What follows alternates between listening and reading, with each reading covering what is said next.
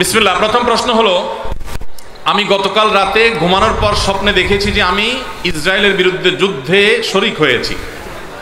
এটা কি শয়তানের ধোঁকা? দয়া করে বুঝিয়ে বলবেন। শয়তানের ধোঁকা হতে যাবে কেন ভাই? এটা তো বাহ্যিকভাবে ভালো স্বপ্ন, আলহামদুলিল্লাহ। অভিশপ্ত ইহুদিরা যেখানে আমাদের প্রথম কেবলা মসজিদে আকসা, সেই আমাদের দ্বিতীয় কেবলা, আমাদের অপর কেবলা নবী করিম সাল্লাল্লাহু আলাইহি সাল্লাম যে কেবলার দিকে ফিরিয়ে মদিনায় এসে অনেক মাস সালাত আদায় করেছেন, সেই কেবলার দিকে, সেই কেবলার উপর তারা জুলুম করছে, সেটাকে দখল করে আছে। মসজিদে আকসার উপরে তারা অত্যাচার করছে, অবিচার করছে, ফিলিস্তিনের মানুষদের উপরে নির্বিচারে গণহত্যা চালাচ্ছে। এই মানুষগুলোর বিরুদ্ধে আপনি যুদ্ধে সামিল হয়েছেন, এই স্বপ্নে দেখা তো ভালো স্বপ্ন, আলহামদুলিল্লাহ। আমরা আমাদের সাধ্য অনুযায়ী অবশ্যই এই অনাচার, এই জুলুমের বিরুদ্ধে আমাদের সাধ্য অনুযায়ী আমরা প্রত্যেকটা মানুষ অবস্থান নেওয়ার চেষ্টা করব। আল্লাহ তাআলা আমাদের সবাইকে আমাদের প্রত্যেকের দায়িত্ব যথাযথভাবে পালন করার তৌফিক দান করুন, আমিন। ভাইরা আমার, মজলুম ফিলিস্তিনি ভাই বোনদের জন্য আর কিছু না পারেন, ইসরায়েলিদের, ইহুদিদের যে পণ্যগুলো আমাদের মুদি দোকানে, আমাদের বাসা বাড়িতে, ঘরে বাড়িতে ভরপুর, সেই জিনিসগুলো আমরা আর কিনবো না, নিজের টাকায় তাদের পণ্য কিনবো না। ঠিক আছে তো ইনশাআল্লাহ? আল্লাহ আমাদের তৌফিক দান করুন। আমি একটি মেয়েকে পছন্দ করি, মেয়ের পরিবার আমার পরিবার থেকে প্রস্তাব দিয়েছে, কিন্তু আমি বেসরকারি চাকরি করি, এই জন্য আমার সাথে তারা বিয়ে দিতে চাচ্ছে না। আমাকে 2 বছর সময় দিয়েছে, সরকারি ভালো একটা চাকরি পেলে তারপর তারা বিয়ে দিবে। এখন আমি কি করব? ভাইরা আমার, এইরকম কোন কপাল পোড়া মেয়ের বাবা যদি থাকে যে সে ছেলে না খুঁজে সরকারি চাকুরে খুঁজছে, তাহলে সেক্ষেত্রে এইরকম মেয়ে বিয়ে করার জন্য অপেক্ষা করার চাইতে যেই মেয়ের বাবা একজন ভালো মানুষ খুঁজে আপনি তার কাছে যান। এখন সমস্যা হলো, আমাদের ছেলে মেয়েরা আগে থেকে পছন্দ ঠিক করে ফেলে তারপরে সেটা বাস্তবায়নের জন্য সে হন্যে হয়ে যায়, মনে করে এখানে সকল সুখ আছে। যারা টাকা ছাড়া আর কিছু চিনে না, তাদের সাথে আত্মীয়তা করার চেষ্টা করবেন না। আপনি বরং তাদেরকে বাদ দিয়ে ভালো বহু ফ্যামিলি আছে যারা দিনদার মানুষ খোঁজে, তাদেরকে আপনি আপনার জীবন সঙ্গী হিসাবে, আপনার আত্মীয় হিসাবে গ্রহণ করার জন্য চেষ্টা করেন, ইনশাআল্লাহ সেটা আপনার জন্য উত্তম হবে। মেয়েদের সেজদা আর পুরুষদের সেজদার মধ্যে কোনো পার্থক্য আছে কিনা? দেখুন, ছেলে এবং মেয়েদের সিজদার মধ্যে কোনো পার্থক্য আছে কিনা, ওলামায়ে আহনাফ বা হানাফি মাযহাবের মতে ছেলেরা যেভাবে সেজদা দিবে, মেয়েরা তার চাইতে জড়সড় হয়ে সেজদা দিবে। এটা তাদের শারীরিক অবকাঠামোর কারণে, বিভিন্ন আসার দ্বারা এর সপক্ষে তারা প্রমাণ দিয়ে থাকেন। এর বাইরে সৌদি আরবের ওলামায়ে কেরাম এবং অন্যান্য ওলামায়ে কেরাম অনেকে তারা বলেন যে না, ছেলে এবং মেয়েদের নামাজের কোনো পার্থক্য না। তবে তারাও অবশ্য কিছুটা জড়সড় হওয়ার কথা বলেন, কিন্তু এই পার্থক্যটার উপরে নামাজ হওয়া না হওয়া নির্ভর করে না। এটা নিয়ে আমরা অনেকে অনেক বেশি বিতর্কাবস্থা করি, এটাকে অনেক বড় করে দেখি। কোনো আলেমের মতে, উভয় পক্ষের কোনো আলেমের মতেই কিন্তু বিষয়টা এরকম না যে এটার উপরে নামাজ শুদ্ধ হওয়া না হওয়া, বাতিল হওয়া নির্ভর করে, শুদ্ধ হওয়া নির্ভর করে, এরকম বিষয় না। সুন্নাহ কোনটা আর খেলাফে সুন্নাহ কোনটা, এটা নিয়ে মত পার্থক্য আছে। ফরজ ওয়াজিব না বিষয়টা, যে এটাকে কেন্দ্র করে নামাজ হওয়া না হওয়ার ব্যাপার আছে। আপনার বক্তব্যের মাধ্যমে জানতে পারি যে আপনি যে মসজিদে ইমামতি করেন তার পাশের বাড়ির মহিলাটি সারা বাংলাদেশ এবং ইন্ডিয়াতে চিকিৎসা করে ভালো হয়নি, পরবর্তীতে আপনার সাথে যোগাযোগ করে একজন ভালো আলেমের কাছে পাঠান। দেখুন, যাদের জিন জাদু বা ব্ল্যাক ম্যাজিকের সমস্যা আছে, যাদের নর্মাল ট্রিটমেন্ট করে কোনোভাবে কোনো রোগ ধরা পড়ে নাই, ডায়াগনোসিস হয় নাই, তারা রুকিয়া করবেন। রুকিয়ার জন্য কোনো বিশেষ রাখি হতে হবে কোনো জরুরি না। আল্লাহ তাআলা কাকে কার হাত দিয়ে শেফা দিবেন সেটা আল্লাহ তাআলা ভালো জানেন। সোশ্যাল মিডিয়াতে অনেকগুলো রুকিয়া সাপোর্ট গ্রুপ আছে, এই সমস্ত গ্রুপগুলোতে আপনি একটু বিচরণ করলে আপনি অনেকগুলো পরামর্শ পাবেন যে সেলফ রুকিয়া, নিজে রুকিয়া করতে পারবেন। কোনো মানুষ দিয়েই করাইতে হবে এটা জরুরি না, আপনি নিজে রুকিয়া শুরু করে দেন। এবং এর বাইরে আপনি রাকিও পাবেন। কোনো ক্ষেত্রে আমাদের অফিসে গেলে অফিসিয়ালি না বললেও আমরা ব্যক্তিগত পর্যায়ে অনেক সময় অনেক রাকিদের নাম্বার অফিস থেকে দেওয়া হয়, আপনার সেখান থেকে সংগ্রহ করতে পারবেন। সামর্থ্য থাকলে পুরুষরা 4টি বিয়ে করতে পারে। একজন অসহায় এতিম অবিবাহিতা মেয়েকে বিবাহিত পুরুষ বিয়ে করলে সমাজের মানুষরা দ্বিতীয় স্ত্রীকে ধিক্কার দিয়ে কথা বলে, দেখে শুনে অন্য মেয়ের সংসার নষ্ট করেছে। তাহলে যদি দ্বিতীয় স্ত্রী বিয়ে করার কারণে গুনাহগার হয়, তাহলে কথাটি মহান আল্লাহর বিরুদ্ধে চলে যাওয়া হয় কিনা? খুবই দরকারি একটা প্রশ্ন। দেখুন, কোন পুরুষ তিনি যদি আরেকজন মেয়েকে বিয়ে করেন কোনো বিধবা, কোনো তালাকপ্রাপ্তা, কোনো অসহায় নারীকে আশ্রয় দেওয়ার নিয়তে, এবং এটা যদি নিতান্তই তার এই সৎ উদ্দেশ্যে হয়ে থাকে, সেক্ষেত্রে এটাকে ভালোভাবে দেখা উচিত, খারাপভাবে দেখা উচিত না। আমাদের সমাজটা এমন হয়ে গেছে যে মানুষ জেনা করবে ওইটা নিয়ে আপত্তি নেই, কিন্তু একাধিক বিয়ে করলে কি আছে? আপত্তি আছে। তবে যারা একাধিক বিয়ে করে তাদের মধ্যেও লক্ষ্য রাখতে হবে, ইনসাফ করা যদি না যায় তাহলে একাধিক বিয়ে করা জায়েজ নাই। অনেকে আছে বিয়ে 2টা করেছেন, 3টা করেছেন, যেটা নতুন করেছেন ওই বউ নিয়ে খুব আসেন, আগের গুলার খোঁজ খবরও নাই, ভরণ পোষণ দেওয়ার খবর নাই, হক আদায় করার খবর নাই। এদের জন্য দ্বিতীয় বিয়ে করা জায়েজ নাই, পরিষ্কারভাবে হাদিসে কোরআনে নিষেধ। অতএব মনে রাখবেন, কোন বিধবা মেয়েকে, তালাকপ্রাপ্তা মেয়েকে, অসহায় মেয়েকে বিয়ে করা এটা জায়েজ আছে, প্রশংসনীয়। তবে আপনি সেই বিয়েটা করার পর প্রথম স্ত্রীর সাথে আপনি সুবিচার করতে পারবেন কিনা, আবার এই বিয়ে করার পর প্রথম স্ত্রী এবং তার পরিবার তরফ থেকে যে প্রেশার আসবে, আপনি সেই প্রেশারে এটা ঠিক রাখতে পারবেন কিনা, সেগুলো আপনি মাথায় রাখেন। অযথা শুধু আবেগের বশে একজন নারীকে বিয়ে করে বসলেন, এরপরে বাধ্য হয়ে আপনি আবার তাকে তালাক দিতে হলো, তখন আপনি তার উপকার করতে গিয়ে আরো ক্ষতি করলেন। এই বিষয়গুলো অত্যন্ত সেন্সিটিভ।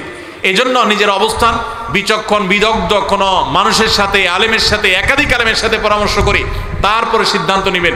হুটহাট শুধু আবেগ করে সিদ্ধান্ত নেবেন, এরপর আপনাকে পস্তাতে হতে পারে। এই জন্য বোনদেরও উচিত যে আপনি বিধবা হয়েছেন, তালাকপ্রাপ্তা হয়েছেন, কোনো পুরুষ আপনাকে প্রস্তাব দিলেই হুট করে রাজি হবেন না। সে কতটা টলারেট করতে পারবে, সে কতটা সহ্য করতে পারবে, এবং তার যে চাপ আসবে সেটা কতটা সামলাতে পারবে, আদৌ চাপ আসবে কিনা, এগুলো সব হিসাব নিকাশ করেন।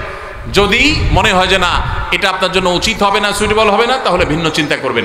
আবেগে শুধুমাত্র গা ভাসাতে যাবেন না। তবে সাধারণ পুরুষরা যদি কোনো যিনি জীবনে বিয়ে করেন, প্রথম বিয়ে করবেন, প্রথম বিয়ে হিসেবে কোনো তালাকপ্রাপ্তা, কোনো বিধবা, কোনো এতিম, কোনো অসহায় মেয়েকে যদি কেউ বিয়ে করেন, তাহলে শুধুমাত্র এই সহায়তা দেওয়ার নিয়তে, আশ্রয় দেওয়ার নিয়ত করলে সেটা আরো সওয়াবের কারণ হবে। আমাদের সমাজ অনেক ক্ষেত্রে এত নষ্ট হয়েছে যে এই ধরনের পরিস্থিতিতে সমালোচনা করা হয়, খারাপ চোখে দেখা হয় যে সে কেন নিজের চাইতে সমবয়সের বা বয়স্ক অথবা তালাকপ্রাপ্তা অথবা বিধবা কাউকে বিয়ে করেছে।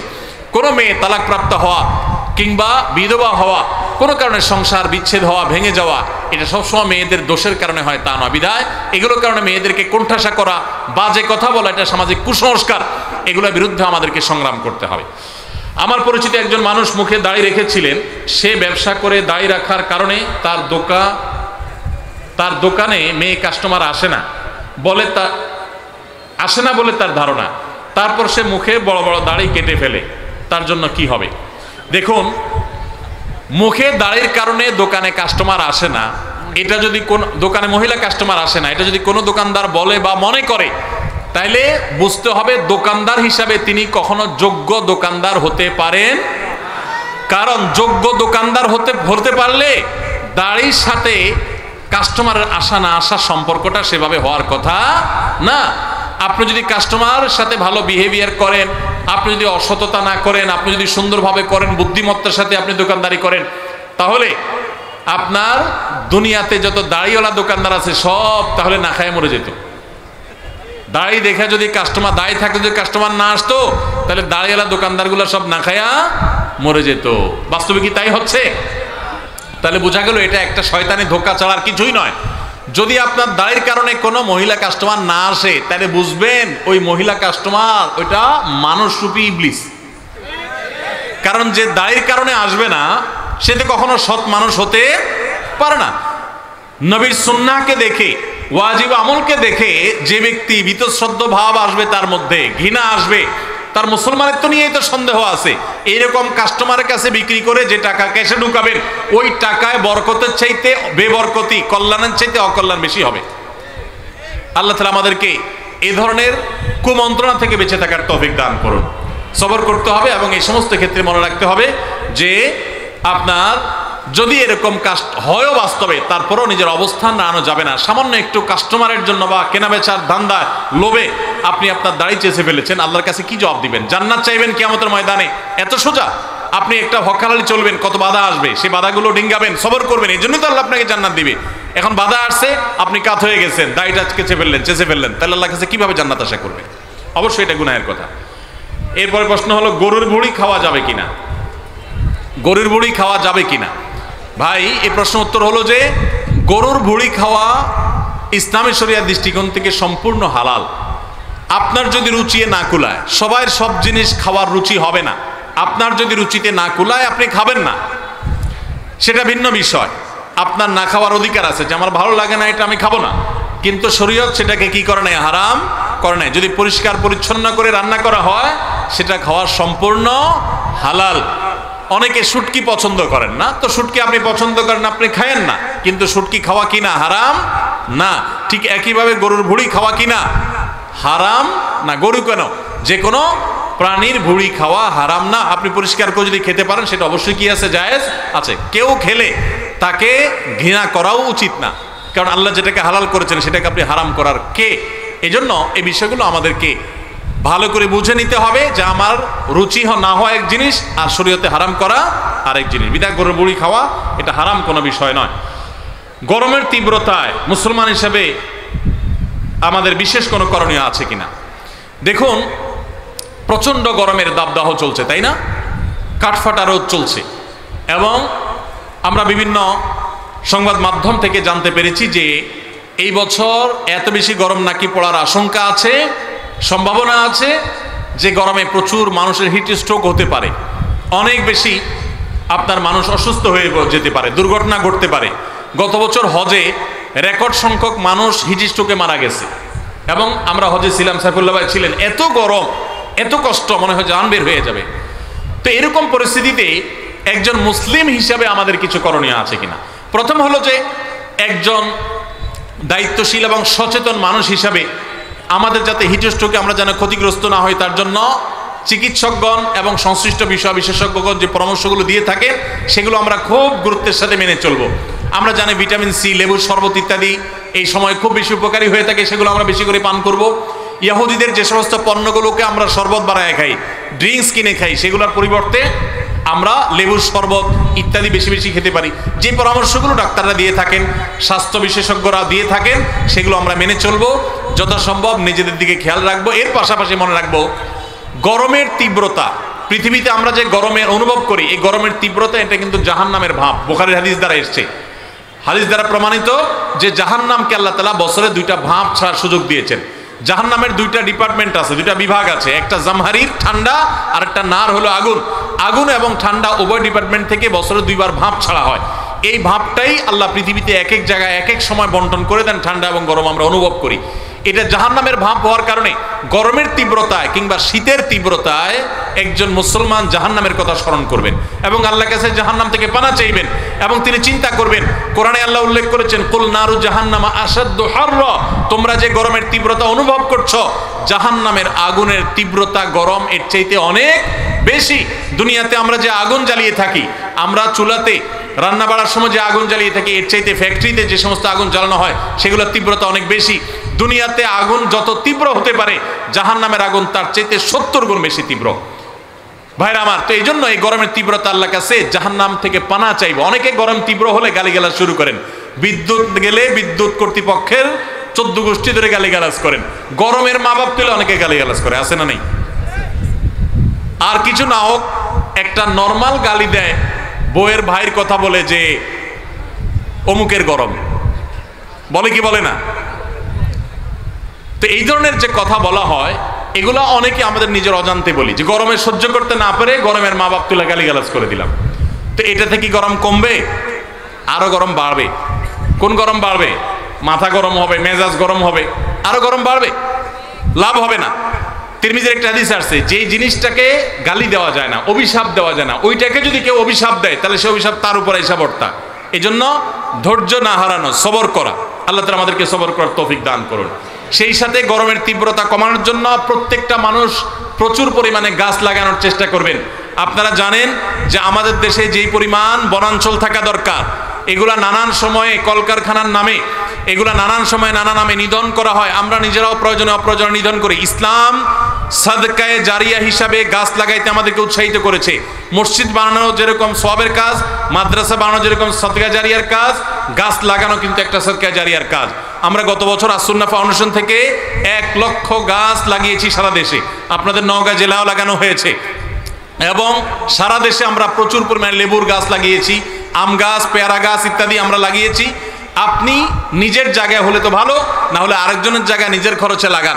ভাই গাছটা আপনি ভোগ করেন, আমি লাগাই সব কামাই করলাম। এই গাছ বড় হবে, ছায়া দিবে, এক সময় গরমের তীব্রতা একটু হলেও কমতে সাহায্য করবে, এর মাধ্যমে আপনি আল্লাহর কাছে সওয়াব পেয়ে যাবেন। বিধায় গরমের তীব্রতায় ইমানদার সে আল্লাহ তাআলার কাছে সবর করবে এবং এই ধরনের সওয়াবের কাজ করবে, জাহান্নাম থেকে পানা চাইবে। এবং বিশেষ করে গরমের দিনে রোজা রাখা একটু কষ্টের, ওই কষ্টের সময় রোজা রাখার আবার সওয়াব আছে। সোমবার বৃহস্পতিবার রোজাগুলো একটু কষ্ট করে রাখবেন। এবং সাধারণত গরমের সময় দিন অনেক বড় হয়, রাত অনেক ছোট হয়, তো এই জন্য এশার পর তাড়াতাড়ি শুয়ে গেলে ফজর নামাজ পড়াটা সহজ হবে। আল্লাহ তাআলা আমাদের সকলকে গ্রীষ্মকালীন যে আমলগুলো আছে সেগুলো গুরুত্বের সাথে পালন করার তৌফিক দান করুন। এরপর প্রশ্ন হলো, আমি একজন বিবাহযোগ্য যুবক, অনার্স তৃতীয় বর্ষে পড়ছি, অনেকদিন যাবৎ আমি হারাম সম্পর্কে জড়িত আছি। চরিত্র হেফাজতের জন্য আমি এখন বিবাহ করতে চাচ্ছি, কিন্তু আমার পরিবার কোনোভাবে রাজি নয়। চরিত্র হেফাজতের জন্য এখন আমার করণীয় কি? নামটা একটু উল্লেখ করে বলবেন যাতে আমার মা বাবা বুঝতে পারে। যেহেতু অনুরোধ করেছেন উনি এবং নাম লিখেই দিয়েছেন, তাইলে নাম তো আমাকে বলতেই হয়, মোহাম্মদ রিজভী আহমেদ রেজওয়ান। এই ছেলের বাপ যদি এখানে থেকে থাকেন, বাবাজি ছেলেটার দিকে একটু দয়া মায়া করেন। আল্লাহ আপনার দিলে রহম দিয়ে দেখে আমরা দোয়া করি। আল্লাহ চাচাজি এবং চাচির দিলে আল্লাহ তাআলা মায়া দয়া দিয়ে দেখ, ছেলের কষ্টটা বুঝার তৌফিক দান করুক। বাবাজিরা, আপনারা যে বয়সে বিয়ে করেছেন সেই বয়সে তখনকার যুগে ফেসবুক ইউটিউব ছিল না, টাচ ফোন মোবাইল ছিল না, স্মার্টফোন ছিল না। তখন চরিত্র রক্ষা করা অনেক সহজ ছিল। আপনার ছেলে যেই সমাজে বাস করে বাবা, এই সমাজের চতুর্দিকে আগুনের আঁচ তাকে ঘিরে আছে। এই অবস্থায় চরিত্র হেফাজত করা এই ছেলের জন্য অনেক কঠিন। ছেলে বিয়ে করতে চাচ্ছে মানে হলো সেই চরিত্রকে হেফাজত করতে চাচ্ছে। সে দুশ্চরিত্রবান হলে তো 2 নম্বর পথে সে নিজের যৌন আকাঙ্ক্ষাকে মিটাতে পারত। সে তো সৎ থাকতে চাচ্ছে, অতএব নিজের সন্তানের এই সৎ ইচ্ছাকে সাধ্য অনুযায়ী পূরণ করার চেষ্টা করেন। আর সেই সাথে যে যুবক এই কাগজ লিখে পাঠিয়েছেন, আমরা তাকেও বলতে চাই, শুধুমাত্র আমাকে কাগজ ধরায় না দিয়া নিজে একটু আয় রোজগার শুরু করে দেন। বাপের হোটেলে খাবেন আর আমাকে দিয়ে বাপকে বুঝাইয়া আরেকটা বউ আনায়া তারেও বাপের ঘাড়ে চাপাই দিবেন খাওয়ানোর জন্য, এটা তো উচিত কথা হয় না ভাই। আপনি নিজে টিউশন শুরু করে দেন, কাজ শুরু করে দেন। যুবক ভাইরা, আমি নিজে ছাত্র জীবনে 4টি বছর মসজিদে ইমামতি করেছি, টিউশনি করেছি, করে বাবার সংসারে কন্ট্রিবিউশন করেছি। কারণ এক সময় বাবার অনেক ব্যবসা বাণিজ্য ছিল, অনেক বড় ধরনের দুর্ঘটনা হয়ে বিরাট লস টস খেয়ে ফেলেছেন। আমি তখন নিজে চাকরি করে, একটা নয় একাধিক চাকরি করে বাবার সংসারে আমি অংশগ্রহণ করেছি, টাকা পয়সা দিয়েছি। এবং আমার স্পষ্ট মনে আছে 4 বছর আমি একটা মসজিদে ইমামতির চাকরি পেয়েছি, 600 টাকা বেতন দেয়া হতো। যশোরের যুব প্রশিক্ষণ কেন্দ্র সরকারি একটা অফিস, সেই অফিসের মসজিদে আমি ইমামতি করতাম। যুব প্রশিক্ষণ কেন্দ্রের মসজিদে প্রতি মাসে 600 টাকা করে বেতন পেতাম। 4 বছরের মধ্যে এই 600 টাকা থেকে কোনোদিন 6 টাকা নিজের খরচের জন্য কেটে রাখি নাই। নিজে কষ্ট করে চলতাম, অন্য কোনোভাবে ম্যানেজ করতাম বা বাবার কাছে লাগলে পরে চেয়ে নিতাম, কিন্তু বেতনের পুরো টাকাটা বাবাকে তুলে দিতাম জাস্ট আমার পক্ষ থেকে বাবাকে হেল্প করার জন্য। আবার একই সঙ্গে মক্তব পড়াতাম, ইমামতি করতাম, 3-4 কিলোমিটার দূরে সাইকেল চালিয়ে ক্লাস করতাম। এবং এইভাবে পড়াশোনা করে ক্লাসে সব সময় ফার্স্ট থেকেছি। এইভাবে পড়াশোনা করে 10 stand, 2nd stand, 3rd stand, 3টা স্ট্যান্ড করেছি। এইভাবে কয়েক মাইল সাইকেল চালিয়ে, পরীক্ষা দিয়ে, পড়ালেখা করে, চাকরি করে সংসারকেও সহযোগিতা করেছি, নিজেও স্বাবলম্বী হয়েছি। আবার পরীক্ষা দিয়ে আলহামদুলিল্লাহ প্রতিটি পরীক্ষায় ফার্স্ট হয়েছি এবং বোর্ড পরীক্ষায় সারা দেশের মেধা তালিকায় কখনো 10ম, কখনো 3য়, কখনো 2য় স্ট্যান্ড করেছি আলহামদুলিল্লাহ। এই কথা আপনাদেরকে গল্প কেন শুনালাম? কারণ যুবকরা বাপ মা বিয়ে দেয় না, হুট করে একটা কাগজ ধরায় দেন আমারে। কেন আপনি কাজ শুরু করে দেন, টিউশন শুরু করে দেন, ইনকাম করা শুরু করে দেন। অনেক যুবক বলে যে ভাই মেয়ের বাবারা পয়সাওয়ালা ছাড়া বিয়ে দিতে চায় না, নিজের বাবা বিয়ে দিতে চায় না। আমি বলি যে আপনি উপার্জন শুরু করেন, টাকা যখন কামাই করবেন দেখবেন সব সুর নরম হয়ে আসছে, বাপের সুরও নরম হয়ে আসছে, মায়ের সুরও দেখবেন নরম হয়ে আসছে। হ্যাঁ, যে মেয়ের বাপ দিতে চায় না সেই মেয়ের বাপও দেখবেন এখন সিরিয়াল ধরছে। এই জন্য উপার্জন শুরু করে দেন, ঠিক আছে না ইনশাআল্লাহ? ভাইরা আমার, ছাত্র জীবনে বিশেষ করে অনেকের অফুরন্ত সময় থাকে, এই সময়গুলোতে প্রোডাক্টিভ কিছু না করলে শয়তান তখন খারাপ বন্ধুদের পালায় ফেলে এবং মানুষ খারাপ কাজ করে। আল্লাহ তাআলা আমাদের সমস্ত যুবকদের চরিত্রগুলোকে হেফাজত রাখার তৌফিক দান করুন। এবং যতদিন পর্যন্ত বিয়ে না হচ্ছে ততদিন পর্যন্ত রোজা রাখবেন এবং সেই সাথে নিজের চোখকে হেফাজত করবেন, সবর করবেন, নিজেকে নিয়ন্ত্রণ করবেন। বাপকে যদি বুঝাইতে না পারেন, এলাকার ইমাম সাহেবকে একটু চা দোকানে নিয়ে ভালো করে চা বিস্কুট খাওয়াবেন, চাইনিজে নিয়ে যাবেন, বাদাম বুট খাওয়াবেন, একটু হাদিয়া তোফা দিবেন, দিয়া বলবেন হুজুর আমার আব্বাকে একটু কলে কৌশলে একটু বুঝান। হুজুর কথা প্রসঙ্গে উঠাবে, চাচাজি ছেলে বিয়ে দেওয়ার চিন্তা ভাবনা করছেন কিনা এবং বুঝাবে, আল্লাহর ভয় দিবে। আমি একবার ঢাকায় পল্টনে একটা হোটেলে উদ্বোধনে গেছিলাম, একটা খাবারের হোটেলে। তো উদ্বোধন অনুষ্ঠান শেষে আমি বের হয়ে আসব, এক ছেলে একটু স্বাস্থ্য বেশ ভালো, সে দেখি একজনের হাত ধরে টানতে টানতে আমার কাছে নিয়ে আসছে। আয়সা ভিড়ের মধ্যে বলতেছে হুজুর একটু থামেন থামেন। আমি দেখলাম কাহিনী কি, লোকটা ইয়াং ছেলে একজন মুরব্বীকে ধরে নিয়ে আসছে। তো আয়না বলতেছে হুজুর উনি আমার আব্বা, বহুদিন বলছে বিয়ের কথা, কোনো কথা শুনে না, আজকে হুজুর আপনার সামনে পাইছি, একটু আপনি ধরেন বুঝান।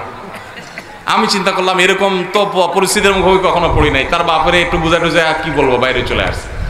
তো এরকম তাৎক্ষণিক বুঝ দিয়ে হবে না, ইমাম সাহেবদের সাথে বাইল করেন, ইমাম সাহেবরা আস্তে আস্তে বুঝাবে তাদেরকে, আর নিজে উপার্জন শুরু করে দেন। এবং মুরব্বীদেরকে সিরিয়াসলি বলছি, নবী সাল্লাল্লাহু আলাইহি ওয়াসাল্লাম বলেছেন তোমাদের সন্তানরা যখন বিয়ের উপযুক্ত হয় তাদেরকে বিয়ে দিতে উপযুক্ত পাত্র বা পাত্রী পেয়ে গেলে আর এক মুহূর্ত বিলম্ব করবে না। যদি দেরি করো তাহলে জেনা, ব্যভিচার এবং চরিত্রহীনতা বাড়বে, এগুলোর দায় কিন্তু বাবা মাকে বহন করতে হবে। এই জন্য বাবা মাদেরকে আল্লাহ তাআলা বুঝার তৌফিক দান করুন। আমার বড় বোন পর্দা করে চলে না, ছোট ভাই হিসাবে আমি কি করতে পারি? আমার আব্বু আম্মু ও বড় বোনকে কিছু বলে না। দেখুন, পরিবারের কোনো সদস্য যদি পর্দাহীনতার মধ্যে থাকেন, আপনারা তাদেরকে বুঝাবেন, যাকে দিয়ে বুঝালে কাজ হবে তাকে দিয়ে বুঝাবেন, যেভাবে বললে বুঝালে কাজ হবে, হাদিয়া দিলে কাজ হলে হাদিয়া দিবেন, এবং সেই সাথে চোখের পানি ফেলে দোয়াও করবেন, কায়মন বাক্যে আল্লাহর কাছে দোয়া করবেন, হেদায়েতের মালিক আল্লাহ তাআলা। এরপরও যদি আল্লাহ না করুক পথে না আসে, আল্লাহর কাছে আপনার দায় অন্তত থাকবে না।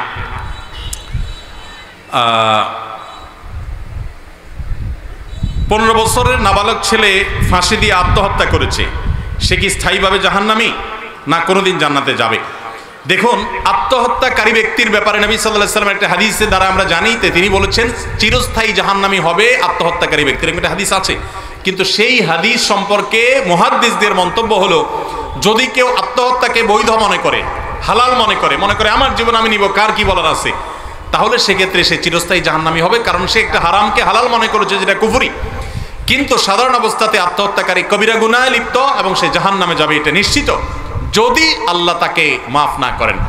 হতে পারে আল্লাহ তাআলা কোনো কারণে তাকে মাফ করলেন, এজন্য আত্মহত্যাকারী ব্যক্তির জাহান্নামে যাওয়ার আশঙ্কা প্রবল। হাদিসে বারবার সতর্ক করা হয়েছে, আত্মহত্যা করা পরিষ্কার হারাম। আল্লাহ বলেছেন ওয়ালা তুলকু বিআইদিকুম ইলা তাহলুকা, তোমরা নিজেদেরকে ধ্বংসের দিকে ঠেলে দিও না। এজন্য নিজেদেরকে আমরা কোন অবস্থাতে ধ্বংসের দিকে ঠেলে দিব না, আত্মহত্যা করতে যাব না। ভাইরা আমার, আমাদের দেশে আত্মহত্যার প্রবণতা ভয়ঙ্করভাবে বেড়ে গেছে, স্কুল কলেজের স্টুডেন্টদের মধ্যে আরো বেশি বেড়ে গেছে। আমার একটাই কথা, যাদের মধ্যে এরকম প্রবণতা আছে তাদের উদ্দেশ্যে, আপনি যেই কষ্টের কারণে আত্মহত্যা করবেন, আত্মহত্যা করলে কি আপনার কষ্ট দূর হয়ে যাবে নাকি বাড়বে? আত্মহত্যাকারী যেহেতু জাহান্নামে যাবে, সো আত্মহত্যা করলে তো আপনার কষ্ট কমবে না, বরং জাহান্নামে পড়ে আপনার কষ্ট তো আরো বাড়বে। তাহলে আত্মহত্যা কোনো সমাধান হতে পারে না। মনে রাখবেন, আল্লাহ আপনাকে জীবন দিয়েছেন, স্বাভাবিকভাবে হোক অস্বাভাবিকভাবে হোক আল্লাহ মৃত্যু দিবেন। আপনি নিজের জীবন নিজে হরণ করার কোনো অধিকার সুযোগ আল্লাহ আপনাকে দেন নাই, বিধায় কোনো মুসলমান আত্মহত্যা করতে পারে না। আপনার কোনো বিপদ হয়েছে, ডিপ্রেশনে পড়েছেন, এটা সমাধান আছে, এখন নাই 5 বছর পরে আছে, 10 বছর পরে আছে। একটা লোক আপনাকে অনেক অপমান করেছে, আপনি মন খারাপ করেছেন, হতে পারে এক সময় আল্লাহ তাকে আপনার সামনে পিঁপড়ার মতো ছোট করে আনবে, আপনার ইজ্জত তার বিপরীতে অনেক বাড়িয়ে দিবে। একটু সবর করতে হবে। ইমানদার কখনো আল্লাহর রহমত থেকে আশা হারাবে না। আল্লাহ আমাদের সবাইকে সেই তৌফিক দান করুন।